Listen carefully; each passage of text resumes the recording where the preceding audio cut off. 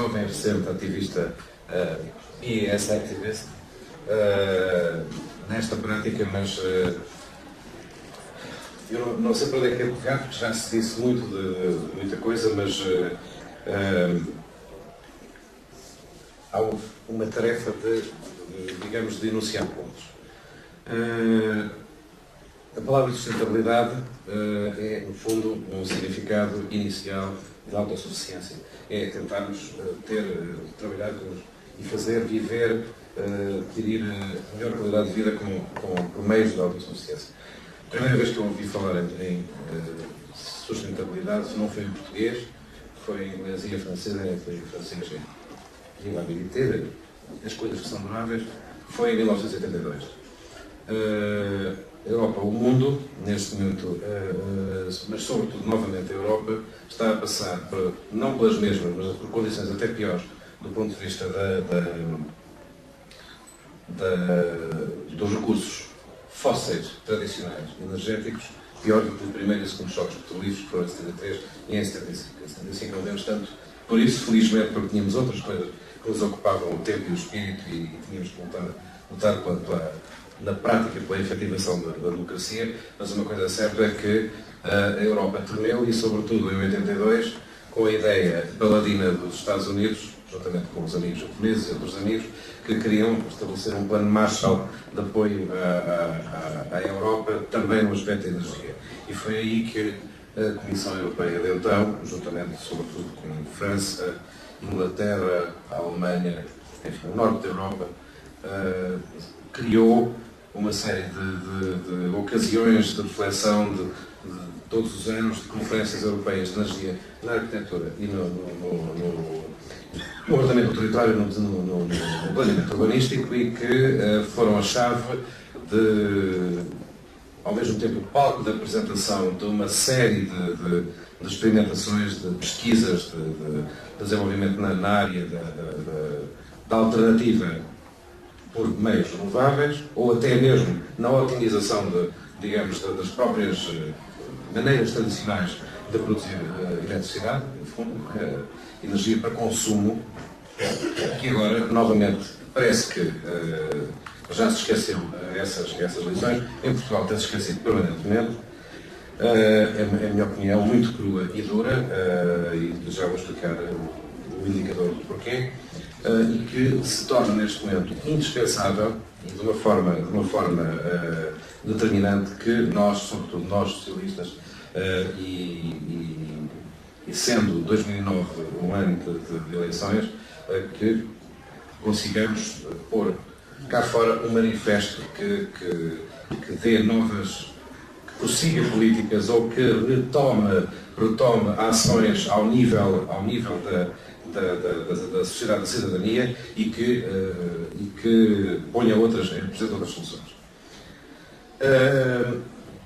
Foi anteontem que vi no noticiário da Euronews, por causa destas questões, sobretudo agora das greves, das pescas e das tomadas públicas de posição sobre o aumento do custo dos combustíveis fósseis, gasóleo, um mapa, apareceu num dos noticiários, um mapa da Europa com os aumentos dos diferentes países. E é importante perceber a divisão profunda que vai na Europa dos 27, porque é uma Europa complicada, recente, e que reflete fascínios e influências de vizinhos. O lado ocidental no diálogo complicado, mas sempre uma espécie de namoro sórdido com os Estados Unidos, e por outro lado todo o bloco, o ex-bloco de leste socialista,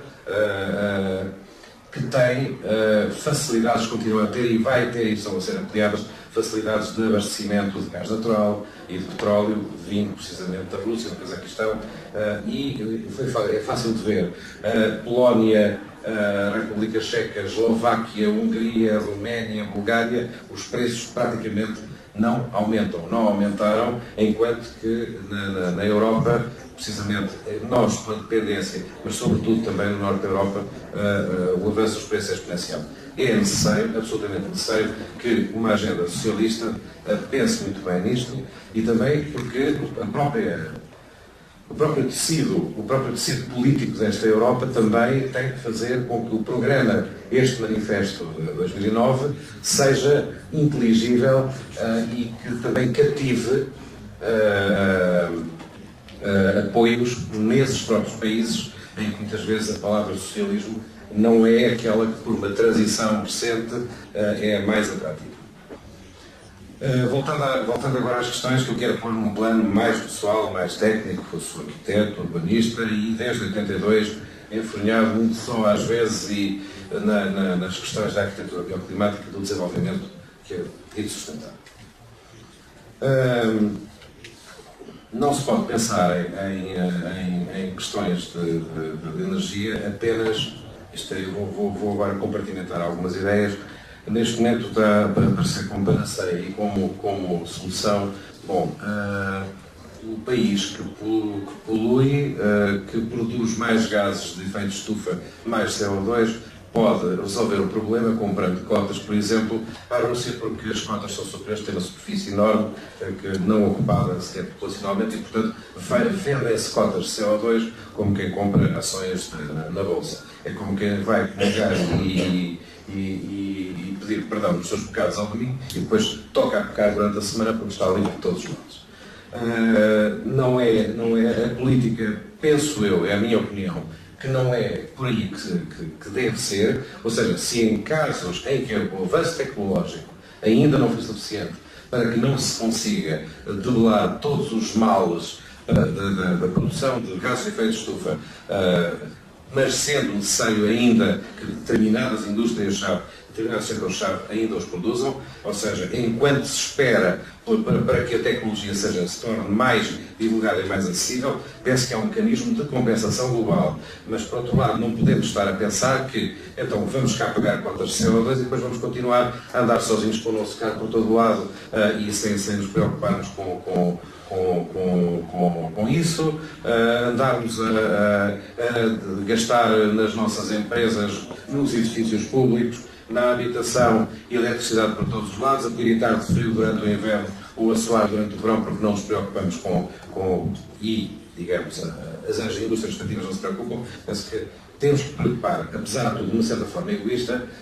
colocar-nos no aspecto fulcral. As questões de energia dizem respeito a quem a utiliza e, portanto, o pior dos culpados é o consumidor mesmo a nível individual e é aquele que, se passar a ser melhor consumidor, ou seja, para a forma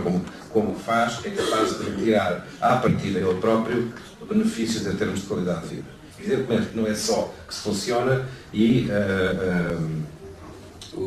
foi importante